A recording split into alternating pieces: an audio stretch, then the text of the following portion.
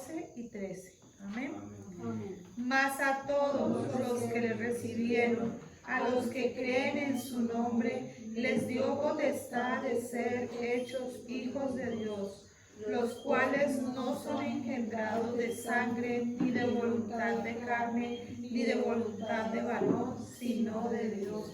Padre Santo, en el nombre de Jesús, te doy gracias, porque por tu Espíritu Santo me hiciste hija de Dios, nací de nuevo, y mi nombre está escrito en el libro del Cordero. Padre Santo, gracias. Ayúdame a adorarte, a alabarte. Dame un corazón contrito y humillado, y un espíritu quebrantado, porque tú no lo desprecias. Hazme sensible a la voz de tu Espíritu, que me guía toda la verdad y me enseña el camino por donde debo seguir. Alumbra los ojos de mi entendimiento. Dame sabiduría e inteligencia espiritual, el conocimiento con entendimiento, el discernimiento y el temor de Dios, para vivir esta vida alejada del mal. Y asimismo, el maligno no tendrá nada que decir de mí. Te doy gracias, Espíritu Santo, por cada día obrar en mi corazón, en mi mente, renovarme y enseñarme a confesar que Jesucristo y solo en Él hay salvación. Te doy gracias en el nombre de Jesús. Amén, Señor. Gracias, Señor, porque creímos en tu nombre y nos hiciste herederos de tu promesa, una salvación tan grande. Te damos gracias por este tiempo en el nombre de Jesús. Amén. Amén. Los invito a que vayamos a buscar el Evangelio de Lucas, el capítulo 19, y leemos del versículo 1 a 10. Lucas 19, 1 a 10. Lucas y Teodoro. Gracias,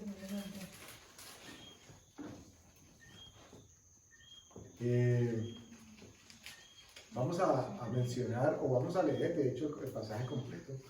Esta es la historia que ustedes ya conocen abiertamente de Zaqueo y su encuentro con el Señor Jesús. Pero nos vamos a surtir de ella para retomar aspectos que Jesús lo menciona en su encuentro con Zaqueo, y por eso pensamos de que es prudente que lo retomemos y que lo estudiemos conforme Dios nos guíe. Versículo 19 dice: habiendo entrado Jesús en Jericó, iba pasando por la ciudad, y sucedió que un varón llamado Zaqueo, que era jefe de los publicanos y rico, procuraba ver quién era Jesús, pero no podía a causa de la multitud, pues era pequeño de estatura. Y corriendo delante, subió a un árbol sicómoro para verle, porque había de pasar por ahí. Cuando Jesús llegó a aquel lugar, mirando hacia arriba, le vio y le dijo: Zaqueo, date prisa, desciende, porque hoy es necesario que pose yo en tu casa. Entonces él descendió a prisa y le recibió gozoso. Al ver esto, todos murmuraban diciendo que había entrado a posar con un hombre pecador. Entonces Zaqueo, puesto en pie, dijo al Señor: he aquí, Señor, la mitad de mis bienes doy a los pobres, y si en algo he defraudado a alguno, se lo devuelvo cuadruplicado. Jesús le dijo: hoy ha venido la salvación a esta casa, por cuanto él también es hijo de Abraham.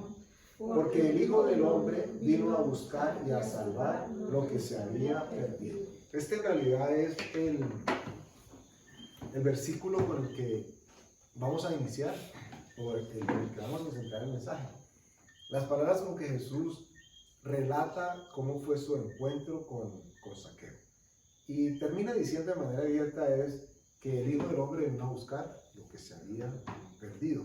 No el dicho nuestro que dice que no busque lo que no le ha perdido.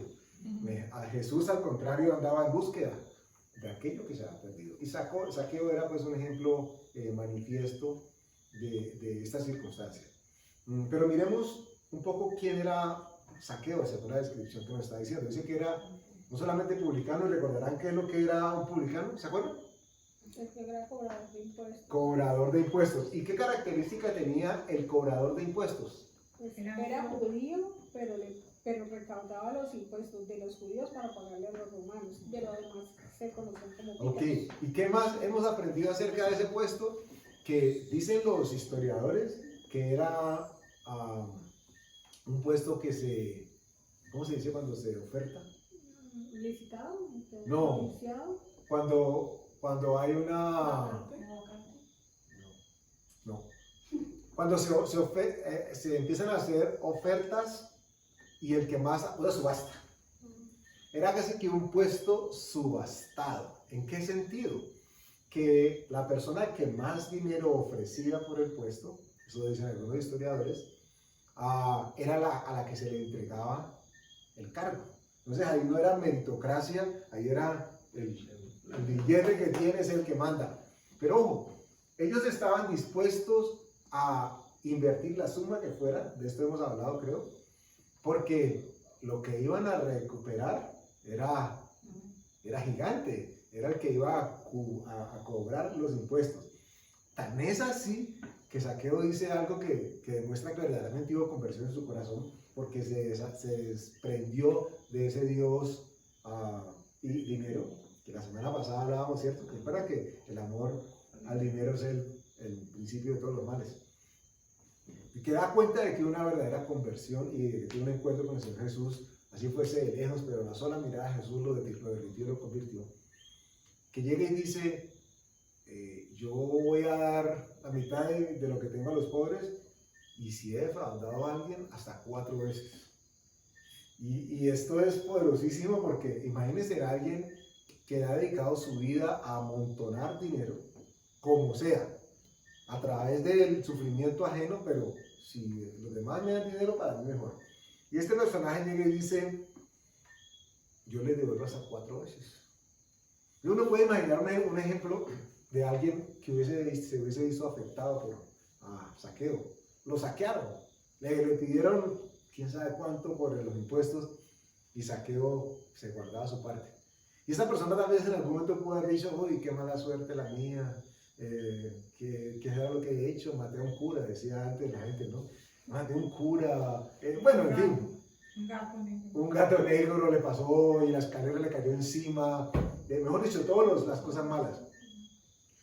Pero si esta persona fuese cristiano y creyente, en este momento, y hubiese sido afectada por saqueo, en este momento lo que Dios le estaba diciendo era, ahorraste 4 veces aquello que te quitaron. Es decir, se lo pongo en esta perspectiva.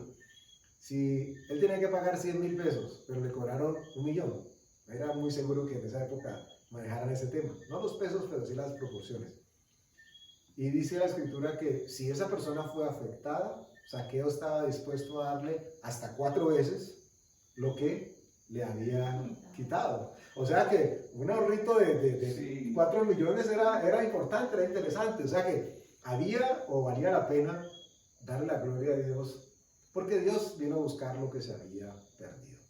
A diferencia de lo que nosotros decimos con nuestro dicho, no busque lo que no se le ha perdido, Dios anda en búsqueda precisamente de cada una de estas ovejitas que en su momento hemos sido nosotros.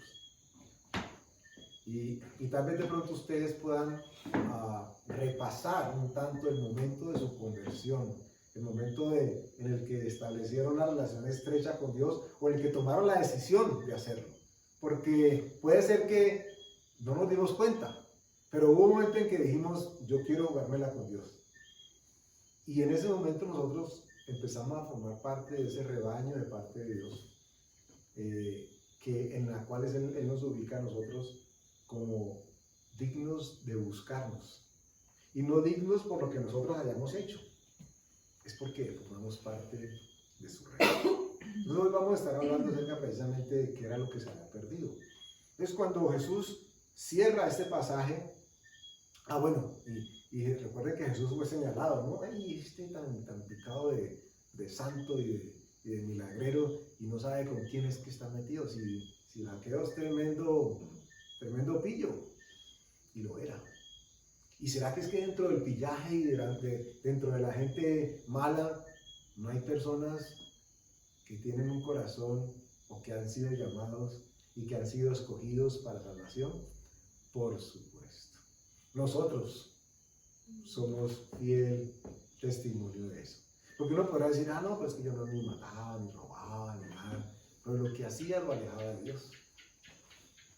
Y esas personas que a conciencia en muchos momentos han hecho mal, muchos de ellos han llegado a los pies del Señor, porque Dios se acordó de ellos.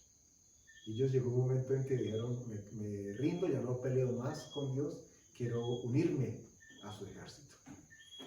Jesús andaba buscando precisamente cómo completar sus testimonios. La Biblia no nos habla de que Zaqueo quedó en ningún puesto eclesial ni pastoral, no lo mencionan ni siquiera como diácono de la iglesia, ¿ok? Pero el testimonio que quedó sembrado de parte de Dios a través de Zaqueo traspasó, como los mismos apóstoles con sus testimonios, traspasó las épocas. Y es notorio que Dios dice que Él vino, palabras de Jesús, Él vino a buscar lo que se había perdido. ¿Qué fue lo que, ya ubiquémoslo en el contexto genérico, qué fue lo que el hombre perdió? ¿Qué fue lo que el hombre y la mujer perdieron? ¿Qué fue lo que hizo? Exacto. Lo primero que se perdió fue esa relación íntima, constante y abierta y espontánea que Adán y Eva tenían con Dios. Entonces, como todo padre que ama, va a querer restablecer la relación con sus hijos que por un momento se vio afectada, por un momento largo, bastante largo, mucho más largo que el que él quisiera, pero todo lo tenía preparado. ¿Qué perdió entonces? Cuando Jesús dice que vino a buscar lo que se había perdido, está incluyéndonos a nosotros, por supuesto, pero hablando genéricamente, ¿qué perdió el ser humano? Y vámonos al libro de Génesis, capítulo 1. Génesis, capítulo 1, y vamos a leer el versículo 26.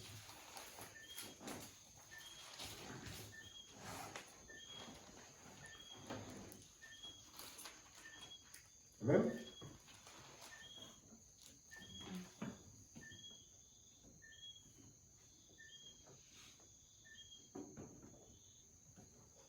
Génesis capítulo 1, versículo 26 dice, entonces dijo Dios, hagamos al hombre a nuestra imagen, conforme a nuestra semejanza, y señoree en los peces del mar, en las aves de los cielos, en las bestias, en toda la tierra, y en todo animal que se arrastra sobre la tierra. Cosas interesantes a mencionar aquí. Cuando dice la Escritura que dijo Dios, hagamos al hombre a nuestra imagen, conforme a nuestra semejanza, quiere decir que en un principio la figura del hombre o mujer, como la quisiéramos ver, pero en este caso el ser humano, había sido hecho para reproducir Dios en él o en ella lo que Dios era. No estamos hablando de una figura física como tal, pero la esencia, la naturaleza de esta creación formaba parte de lo que Dios quería impregnar. Y dice que lo hicieron nos hicieron a la imagen y semejanza de Dios, y aclara, conforme a nuestra semejanza. Y esto no es poca cosa, porque mire cómo dice, hagamos al hombre a nuestra imagen. Uno puede decir, pues eso ya es suficiente, eso ya es mucho, ser hechos a la imagen de Dios. Pero además dice, conforme a nuestra semejanza. O sea que lo que semejaba a quienes estaban presentes en el momento de la creación del hombre, lo que los hacía uno, esa misma característica le fue dada al ser humano en el momento de la creación. No solamente en imagen, espiritualmente hablando, pero también en semejanza. Y dice, y que señoree en los peces del mar, y en las aves de los cielos, en las bestias, en toda la tierra, y en todo animal que se arrastra sobre la tierra. Ahora, la pregunta que tenemos necesariamente que hacernos después de haber leído este pasaje es cuáles eran las condiciones que tenía que tener el ser humano para poder reinar y señorear. La imagen y semejanza de Dios. Tener imagen y semejanza. ¿Qué pasó? ¿Por qué el hombre dejó de reinar y señorear? ¿Qué pasó con esa imagen que Dios había querido instaurar en el hombre? Fue torcido, Podemos decirlo en las palabras de Jesús, se perdió. Hablando Jesús de Zaqueo, ¿cierto? Que él vino a buscar lo que se había perdido.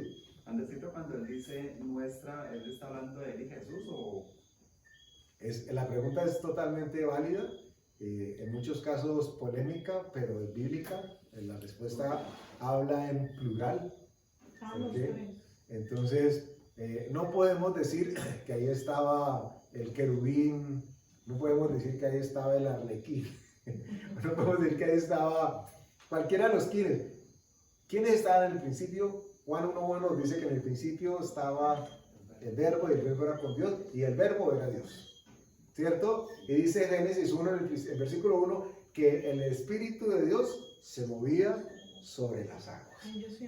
Entonces tenemos una trilogía que a muchos no les gusta porque dicen que la palabra no existe en la Biblia y es verdad, no existe textualmente, sin embargo contextualmente están presentes en toda la Biblia.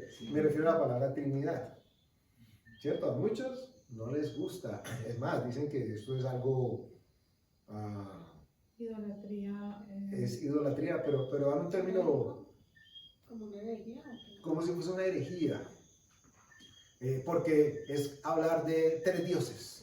Y entonces piden que podamos dar una explicación de por qué son tres dioses en uno solo y demuéstrenme. Y eso parece como si fuera el científico pidiendo la explicación de cómo o por qué es Dios. Lo cierto es que la Escritura dice, y ahí lo que nosotros estamos acostumbrados a hacer, lo que Dios nos ha guiado a hacer, es a buscar la fuente. ¿Qué dice la Escritura? Ni siquiera qué pienso yo, qué me imagino. O sea, ¿con quién estaba hablando Dios? Cuando dijo hagamos, estaba pensando ensimismado, con una pregunta o un planteamiento retórico, como que hagamos, pero solamente era Él, hablando Él con Él. La Escritura dice que hagamos al hombre a nuestra imagen, a nuestra imagen. Y nos da en diferentes facetas, por línea de tiempo, personajes que estaban necesariamente en el principio con Dios, que nos dicen que Jesús, Juan 1.1, el verbo era con Dios y el verbo era Dios. Entonces tu pregunta la responde la misma Escritura. No dice, es que ahí está la Trinidad, dice que la Trinidad. No dice nada que la Trinidad. Pero sí nos dice que había más de uno. Y ese más de uno implica ya pluralidad. La prerrogativa de Dios, lo que viste a Dios en esencia, en imagen y en semejanza, ha sido presentado a nosotros en la Escritura, en la persona de Jesús, en la presencia del Espíritu Santo, y en el testimonio que el Padre ha dado. Entonces, tenemos perfectamente estas tres figuras, que no hay manera de decir que no están presentes en toda la Escritura, y que para nada es alocado pensar de que a ellos se refería ese versículo cuando dice hagamos al hombre a nuestra imagen y a nuestra semejanza. ¿Y por qué la conclusión puede ser así? Hablo con comillas tan sencilla pero tan directa, porque ¿no es eso lo que vino a hacer el Espíritu Santo en nosotros? A transformarnos. Imagínense ustedes que sin el Espíritu Santo el ser humano simplemente había sido lleno de conocimiento. Con el Espíritu Santo accedemos a verdad. Con Jesús accedemos a la salvación para poder tener intimidad con el Padre. Eso significa de que cuando dicen que hagamos al hombre a nuestra imagen y a nuestra semejanza, y hay un nuevo nacimiento. Por eso es tan importante, no es poca cosa el que ustedes y yo hablemos o nos identifiquemos con una nueva criatura. Porque Jesús, dice la Escritura, vino a buscar lo que se había perdido. En el principio nos dieron señorío, nos dieron autoridad, nos dieron preponderancia sobre todo lo que estaba hecho. Eso se pierde porque el ser humano se tuerce. Pero Dios está empecinado en restablecer esa comunión con sus hijos. Y vuelven y se presentan los mismos ahí ya no hablemos de personajes, los mismos seres que en el principio crearon al hombre. Cuando dice que hagamos al hombre a nuestra imagen y semejanza, se repite otra vez. Cuando ustedes y yo aceptamos al Señor Jesús como nuestro verdadero Salvador, de manera consciente, sincera, y lo profesamos y queremos seguirlo, la Escritura nos dice que entonces nos fue dada potestad, es decir, el poder de ser hechos hijos de Dios. Y eso significa de que ya no solamente éramos creación, ahora se nos añade más. Y dice que somos hijos de Dios. Pero ¿quién nos engendró? Dice la Escritura. El mismo que levantó a Jesús de los muertos es el que nos engendró. O sea que ahí no hay semilla humana posible. ¿Qué busca esa concepción, como sucedió con María y Jesús? Que nosotros seamos restablecidos. ¿A qué? A lo que en un principio nos fue dado. ¿Para qué? Para que nosotros podamos ser extensión, la extensión del brazo de Dios, de la mirada, de la expresión oral, del tacto, del gesto, de lo que ustedes se pueden imaginar. Eso es lo que Dios pretendía que ocurriera con nosotros. Y eso significa el nuevo nacimiento en el creyente. Significa regresar a como éramos en el principio, antes de que el pecado nos apartara de lo que Dios tenía para nosotros como destino. ¿Por qué es necesario que regresemos ya no a ese pasado, sino a ese estado? Porque miren, la Escritura constantemente está haciendo énfasis en que nos es dada potestad de ser hechos hijos de Dios. Y como somos hijos, entonces también somos herederos. ¿Y qué hace el heredero cuando hereda? Pues obtiene lo que su heredador le está heredando. Y heredador heredado, pues queda con herencia. Génesis 1:26 dice que había señorío sobre toda la tierra. Inclusive, y esto es lo que creo que le hemos mencionado en algunos momentos, en varios, dice que sobre todo lo que se arrastra sobre la tierra. Y hemos hecho la asociación en contexto bíblico de quién era que se arrastraba sobre la tierra y por qué Dios se asegura de incluir que ese personaje que también se arrastraba sobre la tierra, que más adelante va a ser convertido, porque pasa de serpiente a dragón, que ya no se arrastra, ya vuela, pero sigue siendo la misma característica. Y dice la Escritura que a nosotros se nos es dada potestad y señorío sobre todo lo que se arrastra sobre los cielos, perdón, sobre el suelo. Estaba Dios anticipando qué era lo que iba a regresar a nuestro estado después de que Dios sabía que el hombre le iba a embarrar. O sea, eso no fue como, ay, ¿qué hacemos? Junta, comité de gerente, alta gerencia. ¿Qué hacemos? Una lluvia de ideas para ver cómo recuperamos al ser humano. No, Dios sabía. De hecho dice que le dio potestad y señorío al hombre sobre todo lo que se arrastraba. Y después le dijo, ¿quién era que se arrastraba? Y él en un principio no se arrastraba, pero por lo menos no de manera constante. Pero como consecuencia de esa rebeldía, le dice, te vas a arrastrar todo el resto de tu vida. Pero yo no me imagino esa parada. ¿Cómo sería? Bueno, hay quienes plantean que el término serpiente habla de un ser pensante que camina. Pero no vamos a entrar en ese tema. Pero por lo menos andaba de rama en rama. Si era serpiente, si era una víbora. Era un ser que tenía una capacidad grande y alta de convencimiento, de embobamiento, de seducción sería la palabra. Porque Eva y Adán fueron seducidos por lo que él les ofrecía. Pero Dios había preparado de que al nuevo nacido, al que naciera de nuevo, al que restableciera su comunión con él, el señorío, la autoridad y la hegemonía que en un principio fue dada por Dios a quienes fueran hechos a su imagen y a su semejanza, fuese retornada a ellos. Por eso es que nosotros, la Escritura dice que tenemos que mirar a Cristo para vernos reflejados en Él. ¿Se acuerda que dice que como una en un espejo, viéndolo de gloria en gloria. Jesús preparando el camino para que nosotros tuviésemos su imagen. ¿Y cómo tenemos su semejanza? Porque, ojo, ¿ustedes qué piensan que significa el término semejanza? Iguales. Igualdad, ¿cierto? Que son parecidos, que son semejantes.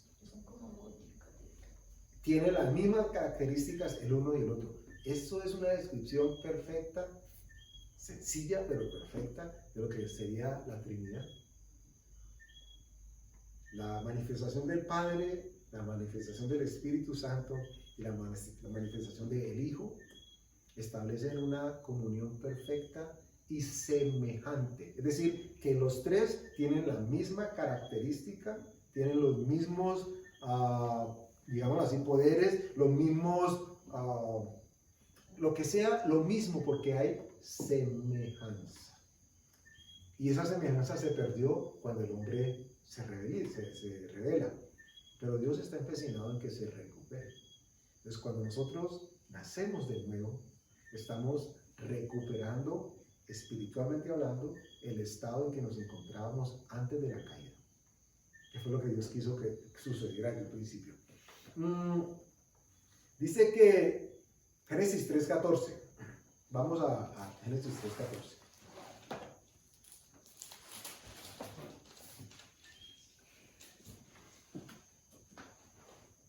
Dice, y Jehová Dios dijo a la serpiente, por cuanto esto hiciste, que era lo que había hecho, se había torcido. Maldita serás entre todas las bestias y entre todos los animales del campo. Sobre tu pecho andarás y polvo comerás todos los días de tu vida.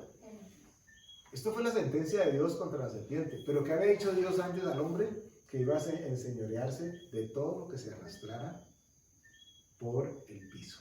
Es decir, que se asegura Dios que este personaje que fue tráfuga y que convidó y convenció al hombre para pecar, siempre estuviese ya no en semejanza con el hombre. Si el hombre tenía semejanza con Dios, iba a poder tener señorío sobre lo que fuera. ¿Qué más perdió el hombre en ese momento? En el momento de su rebeldía. Podríamos decir que el hombre era inocente y ya dejó de serlo. Es decir, que perdió su inocencia.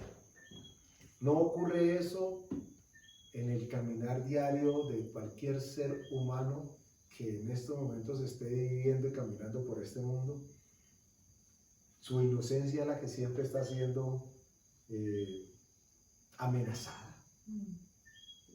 Es más, humanamente hablando, sucede sin que haya nadie más alrededor. Se puede decir que se perdió la identidad. De hecho, para allá íbamos a tocar ese tema. Claro que sí.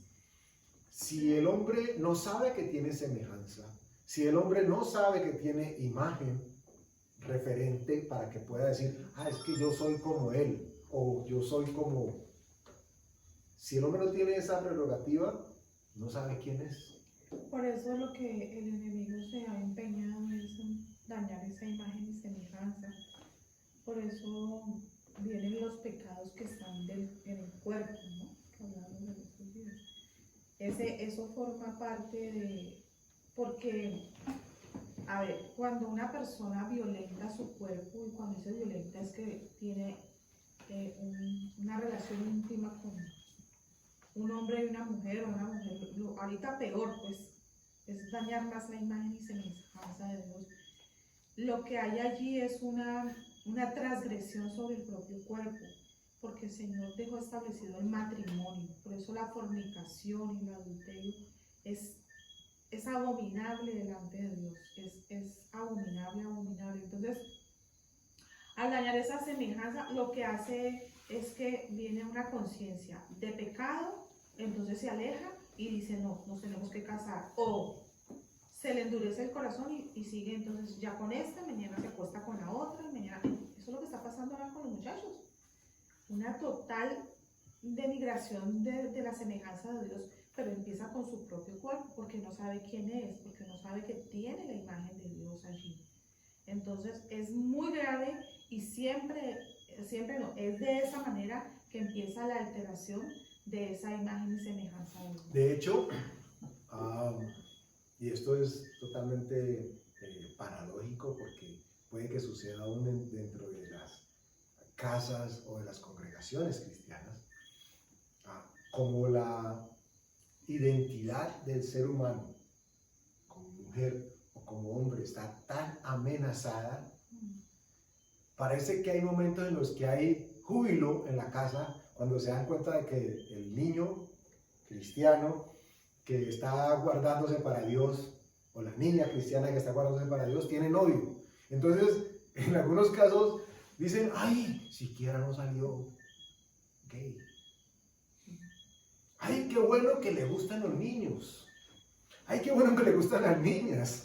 Y pareciera que, ay, sí, qué bueno.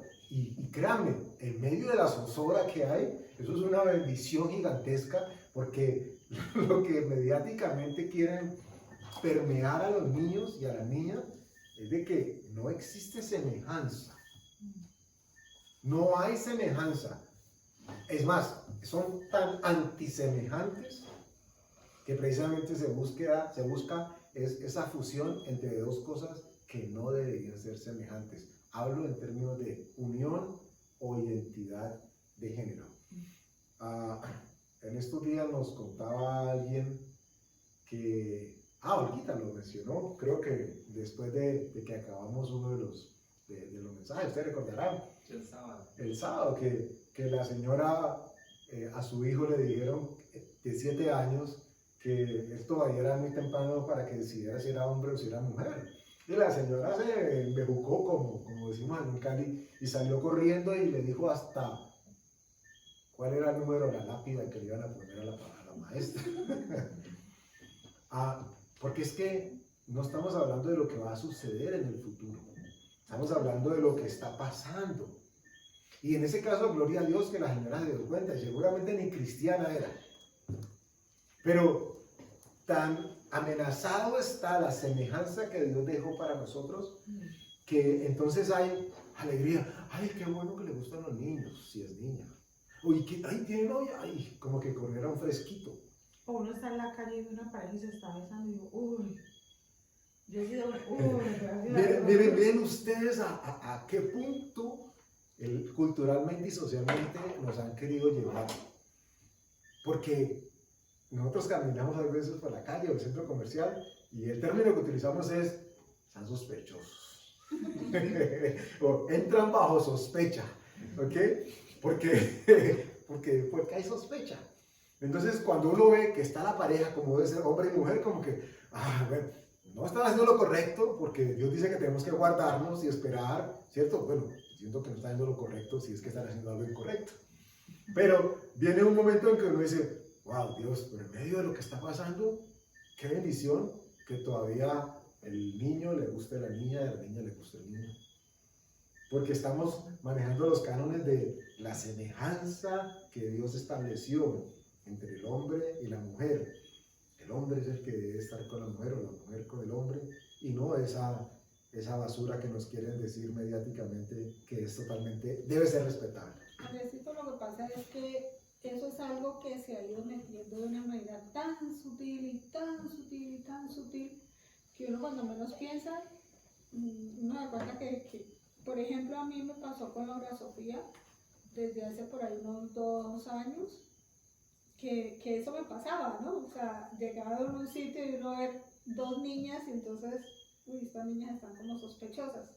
Entonces la reacción normal de Laura Sofía era, ay mamá, pero ¿qué tiene? Pues, ay, pues ¿por qué te pones así? Porque, ay, pero, o sea, como si fuera tan normal y tan correcto, ¿no? Entonces yo empecé a ver que eso era parte de su pensamiento y me decía, no, eso no es normal, no es correcto, eso no es lo que Dios, lo que Dios le parece y eso no es lo que Dios ha dicho. Y me pasó varias veces. Sin embargo, yo noto que ella ya ha ido como entendiendo y ya no, porque es que al principio casi me quiso decir homofóbica. Poquito le faltó para decirme homofóbica. Y fue muy simpático porque el sábado que estábamos aquí, que estábamos con toda la conversación, después de que nos fuimos para la casa, pues ella escuchó todo, ¿no? Ella escuchó todo. Maravilloso me Sí, pareció. ella escuchó todo. Y entonces ustedes saben que a ella le gusta mucho la literatura, le gustan mucho los libros y todo. Y pues de todas maneras por ahí hay una posibilidad de permear todo ese tipo de cosas. Y era muerto de la risa y me pasó un video muerto de la risa y resulta que es un video donde un periodista de la CNN, pues súper, un tipo de apellido Ramos, pues que es, coge y Jorge Ramos. exacto, él coge y entrevista a Mario Vargas Llosa y le dice, pero pues que cuál es el problema y que hay que usar el lenguaje inclusivo y que hay que decir, no hay que decir los, que hay que decir les. Y Mario Vargas Llosa se queda mirándolo y se totea de la risa, pero el tipo se descoce de la risa, dice que, pues, que no hay ninguna pendejada más grande y que cómo es posible que el lenguaje es absolutamente inclusivo. Pero entonces ella, o sea, claro, ella lógicamente como a ella le gusta la literatura, entonces le parecía genial la respuesta de él y se reía como se reía él. Entonces ya dije, ya el pensamiento es otro que el que tenía hace unos 2 años que casi me dijo una vez homofóbica. De hecho, y qué bueno que lo mencionan, bueno, y como Dios dirige el tema, como una de las armas de las que hace uso el enemigo es la de seleccionar, apartar y distanciar, ¿cierto? Esa es una de las 3 claves del cazador. El cazador identifica, busca cómo apartar para poder cazar. Siempre el diablo va a querer recortar y sacar al cristiano del lugar en el que Dios lo ha puesto. No hablemos ni siquiera del lugar, del estado en el que Dios nos ha convertido como hijos.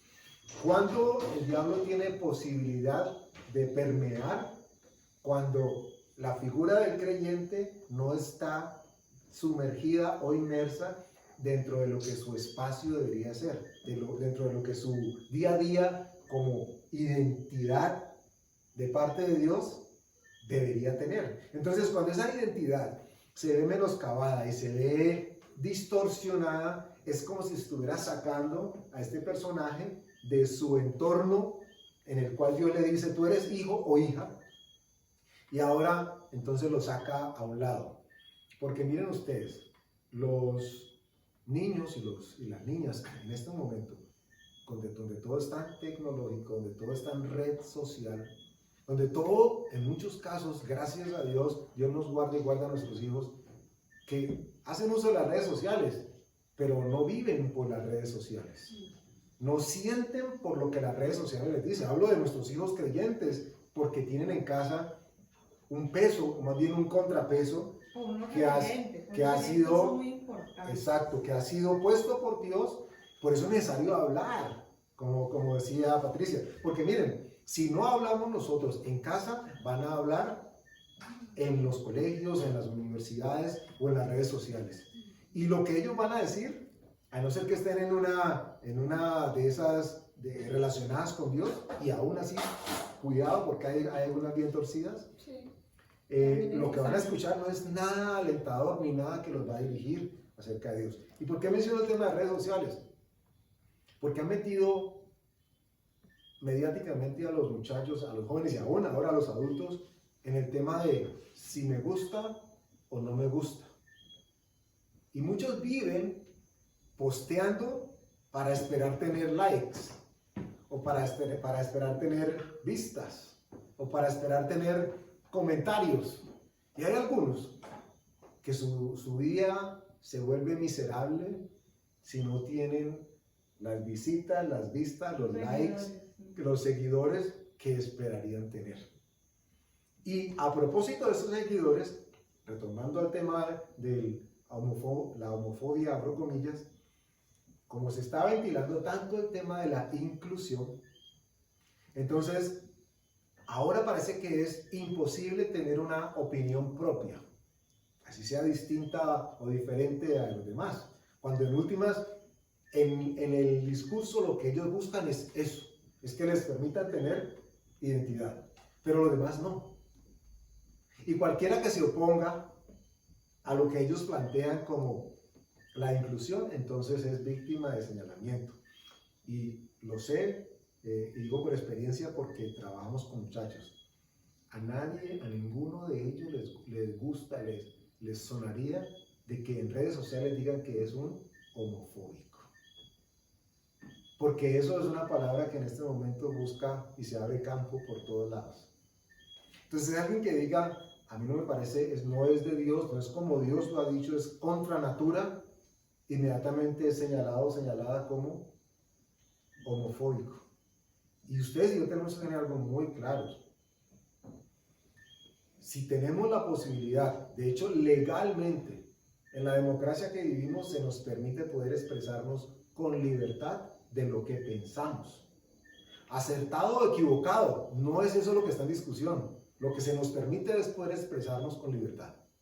Y poder decir, mire, a mí me parece, conforme dice la Escritura, que lo que se está haciendo es antinatural. Que eso me convierta a mí en una persona homofóbica, defina qué es homofobia. Yo creo que la persona que llama homofóbica al otro tendría que tener clara una definición de qué es homofobia. Porque el apelativo fobia implica rechazo. Y miedo. Miedo. Y resulta que nosotros no estamos rechazando a Ni la le persona. tenemos miedo. Como no rechazamos al que es desleal con su esposa. Cuando digo no lo rechazamos, rechazamos lo que hace. Pues no rechazamos a la persona. Como no rechazamos al que es mentiroso o mentirosa. Como no rechazamos al que es ladrón o ladrona. Cuando digo, insisto, no rechazamos a la persona, lo que hace. Es decir, no estamos de acuerdo bíblicamente con lo que esta persona dice. Y Dios ha dicho de manera abierta y manifiesta que quienes hacen tales cosas no heredarán el reino de los cielos. ¿Y cuál es el pero? Que ellos quieren que todo el mundo herede el reino de los cielos a la manera que cada quien quiera. Entonces ustedes no se dejen amedrentar con el lenguaje inclusivo, tratando de formar parte de lo que los demás dicen, porque resulta que Dios ha dado a nosotros, nos ha dado la oportunidad, siendo hijos de Dios, de que podamos decir lo que Él dice, porque nos convertimos en boca de Dios. De tal forma de que usted es homofóbico. ¿Por qué usted cree que yo soy homofóbico? Porque a mí no me gustan los homosexuales. No, es que no me gustan los homosexuales. A mí me gustan las mujeres. En el caso de hombre, no me gustan los homosexuales. No me refiero a eso. No estoy hablando de que le gusten como de gusto sexual. Es que disgusta de ellos. No estoy de acuerdo con su manera de vivir. Si ellos quieren vivir como quieren vivir, es asunto de ellos. Pero no me digan que la manera como ellos quieren vivir, entonces debe ser asunto de todos ahora. Son dos cosas totalmente distintas. Entonces, el diablo ha querido sacar, y lo ha logrado, ha sacado de su entorno al creyente, al que va a la iglesia, al simpatizante, y entonces se encuentra uno hoy en día congregaciones o pastores o líderes que hablan del lenguaje inclusivo, y para congraciarse con los demás, porque eso trae adeptos. Miren, la comunidad homosexual es una comunidad con poder adquisitivo fuerte. No está patrocinados por Y tienen recursos que llegan desde toda parte del mundo. Entonces, es totalmente importante. En estos días, en estos momentos, y yo no sé si alguien vaya a decir, yo no quiero volver a escuchar a ese señor diciendo, yo voy a decir lo que Dios permite que digamos. Y si Dios dice que es algo antinatural, pues resulta que Dios es el que lo dice. Y yo estoy de acuerdo con lo que Dios dice. Y tú repites lo que Dios dice. No estoy hablando de una postura personal, aunque la puedo tener. Y gracias a Dios la tengo. Pero mi postura personal está sustentada en un tema de identidad con lo que Dios ha hecho en mi vida. Y esa identidad me permite darme cuenta quién soy yo para Él y qué ha hecho Él en mí. Cuando eso sucede, yo puedo diferenciar y ya no me voy a dejar de meter el dedo a la boca cuando me digan, no, es que tú todavía puedes definir si eres hombre o eres mujer. El gusto, usted puede definir si quiere ser jirafa a los 80 años. Puedes, eso es Sí, un porque a cuento. veces es que me autodefino como y ya. Usted a los 99 años puede decir que es un delfín si quiere, no hay ningún inconveniente. Pero no me digan que yo tengo que creer. Que usted es un delfín. como el coso ese de chistes que dice, ay, que me enseña a hacer arroz, pero no pone hacer con H ni con C, sino hacer de ser. Dice, tú puedes ser lo que quieras, puedes ser frijol, puedes ser... Tal cual, tal cual. Entonces, qué bendición que a una congregación X llegaran miles de personas con confusión de género y que Dios los desconfundiera y que pudieran encontrar identidad. Qué bendición. Seguramente, y sé que hay testimonios de personas conocidas en la farándula o en los medios a las que los han señalado de traidores, porque abiertamente han dicho y se han enterado de que lo que sucedió en sus vidas no es algo tan natural como muchos han querido ver. El plan del reino de las tinieblas, desde el inicio está la guerra entre las tinieblas y la descendencia, y eso no sucede de la noche a la mañana, eso hacen pasitos, pasitos, pasitos. Yo recuerdo mucho cuando yo entré a la universidad que empecé a ver las teorías psicológicas acerca del, porque yo he tenido que ver con todos los niños, y cómo eso permeó tanto la familia, indiferente que sea cristiana, acerca de cómo criar los niños. Si ustedes recuerdan, uno dice, mi mamá me daba un chancletazo y yo nunca me traumaticé. Mi mamá me miraba con la mirada y yo ya sabía que me tenía que quedar callado o irme de allí. Ahorita, de unos años para acá, con las teorías, sobre todo el más culpable es el Piaget, porque él tiene su teoría y es desde el embarazo, donde habla, y todo lo que generó eso fue que empoderó al niño. La mamá tenía que hacer lo que el niñito dijera, porque si no, el niñito se traumatizaba. ¿Quién hizo eso? ¿Quién empezó con todas esas planes e ideas y usó la ciencia, la psicología, como una base? Porque como la psicología es el estudio del ser humano, de cómo piensa, cómo siente, pero no va más allá, simplemente se queda en esa etapa.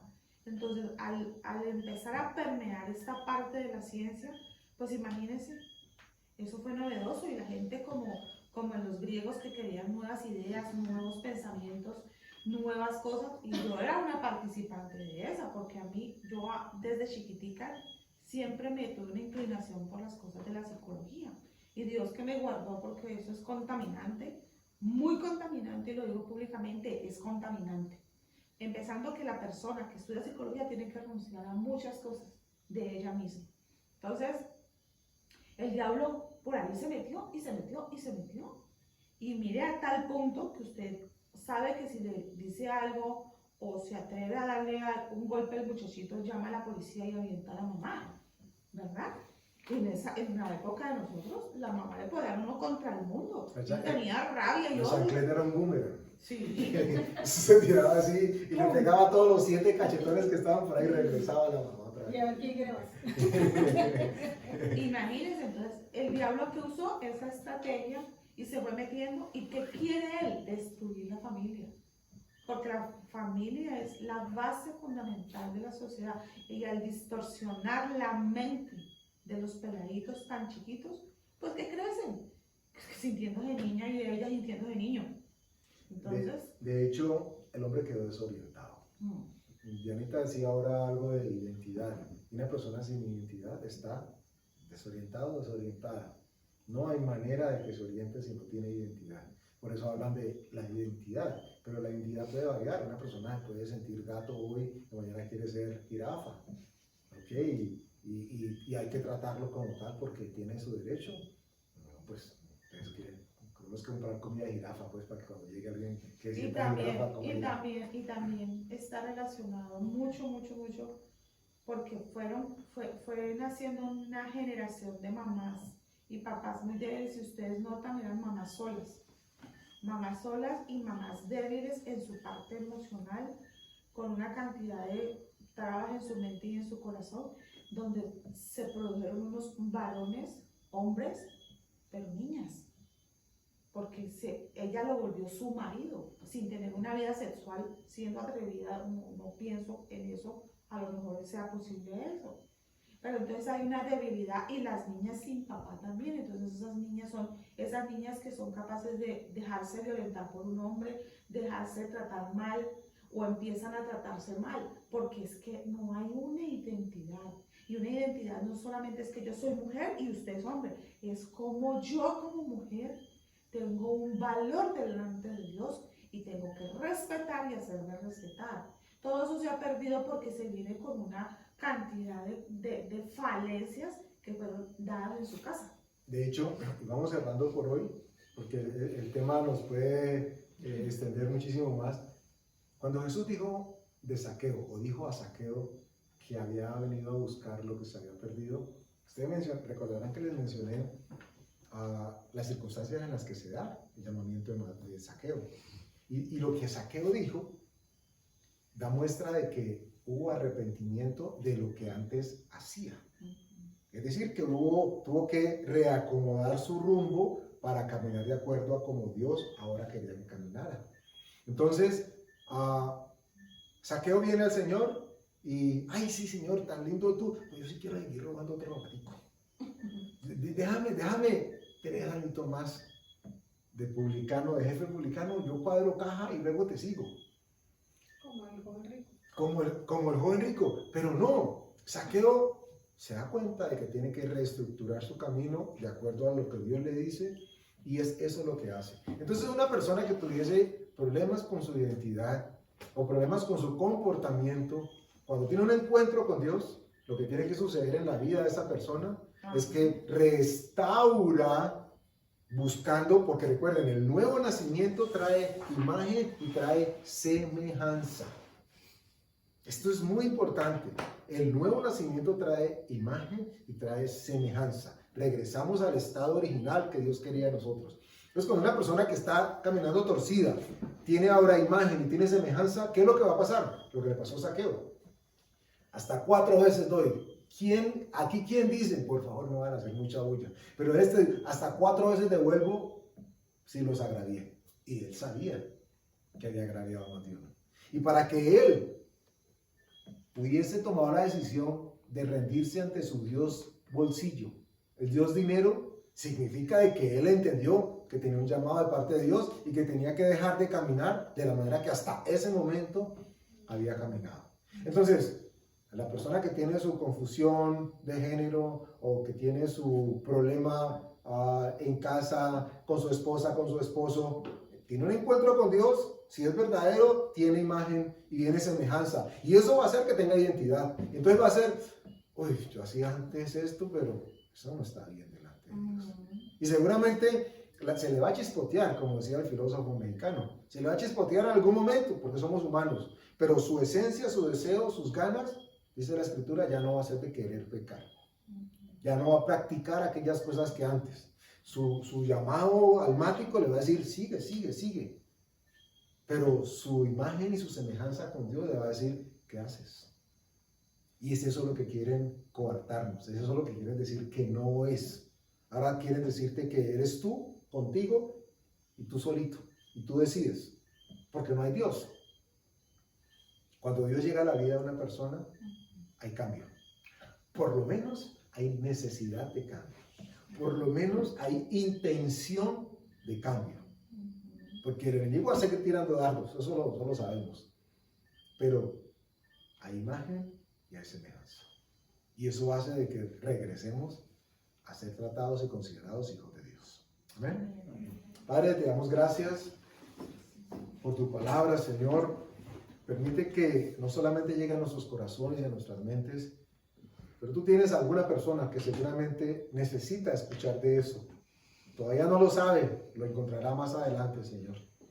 Tú nos guardas y nos das el poder para poder hablar aquello que tú has dicho en tu palabra, Señor. No nos sumamos, no nos unimos para ser políticamente correctos.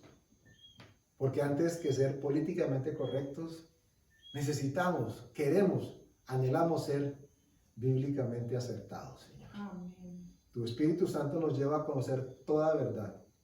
Y por ello puedes decir tú de nosotros que somos considerados hijos tuyos. Le damos gracias, Señor. Gracias en el nombre de Jesús. Amén.